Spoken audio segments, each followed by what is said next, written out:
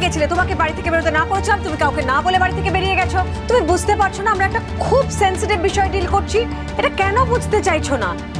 বাড়ি শুধু সবাই, তোমার বাবা বিরক্ত হচ্ছে না, সেটাই স্বাভাবিক। শোনো মা, আমার মনে হয় যে তোমরা যে বিয়ে নিয়ে এত ভাবছো না, প্লিজ ভেবো। এত টেনশন করার তো কিছু হয়নি। আজকে তোমার দেখা হয়েছে মেয়েটার সাথে। দেখা হয়েছিল কার সঙ্গে? কম্পাসের সঙ্গে। কোথায়? হোমল্যান্ড নার্সিং হোমে। আমি বাচ্চাদের জন্য গিফট নিয়ে গেছিলাম, ওখানে তোর মা ভর্তি আছে।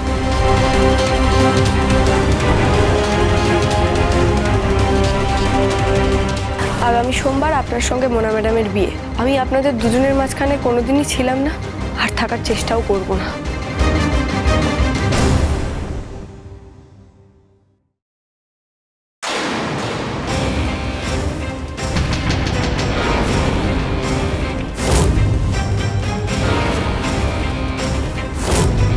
হ্যাঁ কম্পাস, উনি মাসে মাসে আমাকে আলাদা করে টাকা পাঠাতেন, শুধু তোমার মাকে নিয়ম করে এই ইনজেকশনটা দেওয়ার জন্য। আর যেন উনি কোনোদিন সুস্থ হয়ে উঠে দাঁড়াতে না পারেন। কি হলো কম্পাস? না বলে বেরিয়েছিলে কেন? জবাব না দিয়ে চলে যাচ্ছ যে?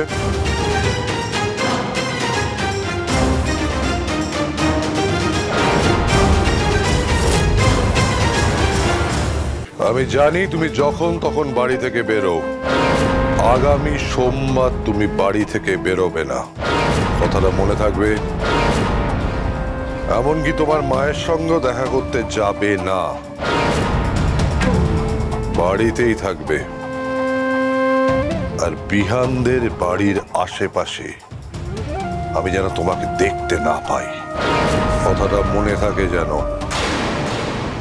আমার মাথা খুব পরিষ্কার, যা শুনি যা দেখি সব মনে থাকে, কিচ্ছু ভুলি না।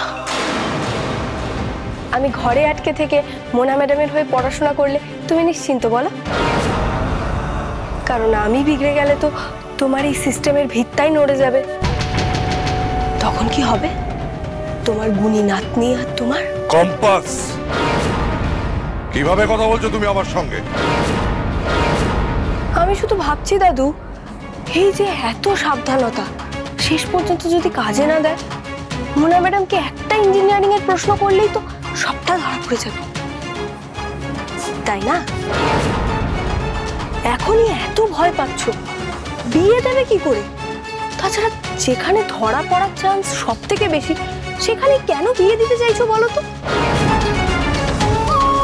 ও আচ্ছা, ওদের এত ক্ষমতা, এত টাকা পয়সা দেখে লোভ সম্বরণ করতে পারলে না, তাই না? আর তোমরা ভাবলে কম্পাসের যদি লোভ জন্মায়, ও যদি আবার কিছু দাবি করে বসে, সেই জন্য আগে ভাগে মোনালিসা আর বিহানের বিয়েটা দিয়ে এই ঘটনাটা থেকে হাত ধুয়ে ফেলি। কি ঠিক গেস করেছি, তাই তো? কম্পাস, তুমি কিন্তু মাত্রা ছাড়িয়ে যাচ্ছ। Behave yourself.